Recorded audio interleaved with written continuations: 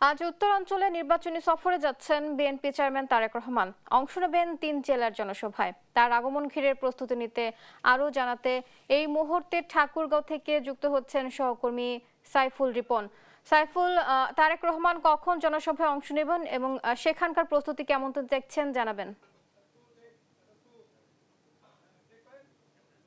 ঠাকুরগাঁও জেলা স্কুল মাঠে আজকের এই নির্বাচনী জনসভাটি অনুষ্ঠিত হবে এবং জনসভাটির নির্ধারিত সময় আছে বেলা 11:30 এবং এই সমাবেশকে কেন্দ্র করে ইতিমধ্যেই কিন্তু বিপুল সংখ্যক নেতাকর্মী ঠাকুরগাঁও জেলা স্কুল মাঠের যেই মঞ্চটি রয়েছে, সভাস্থল রয়েছে, সেই সভাস্থলে ইতিমধ্যেই বিপুল সংখ্যক নেতাকর্মী এসে উপস্থিত হয়েছেন এবং আমরা যতটুকু জানতে পেরেছি ঠাকুরগাঁও সহ আশেপাশের বিভিন্ন এলাকা থেকে কিন্তু এই নির্বাচনী প্রচারণায় অংশ নেবেন বিএনপির নেতাকর্মী সহ সাধারণ মানুষ এবং বিএনপির যারা প্রার্থীরা রয়েছেন এই অঞ্চলের সেই প্রার্থীদের কিন্তু বিএনপি চেয়ারম্যান তারেক রহমান পরিচয় করিয়ে দিবেন এবং সেটি বেলা 11:30টার দিকে অনুষ্ঠিত হবে। এবং এর পাশাপাশি কিন্তু আজকে বিএনপি চেয়ারম্যান তারেক রহমান ঠাকুরগাঁওয়ের এই জেলা স্কুল মাঠের নির্বাচনী জনসভার পাশাপাশি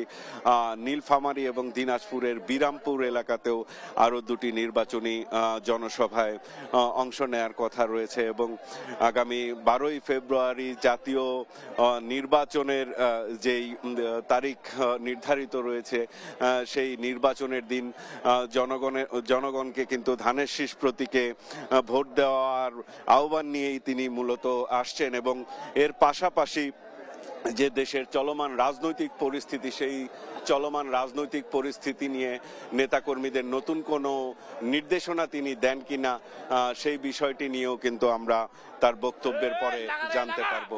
তো এই ছিল আমার কাছে এখানকার সর্বশেষ পরিস্থিতি। বুঝলি।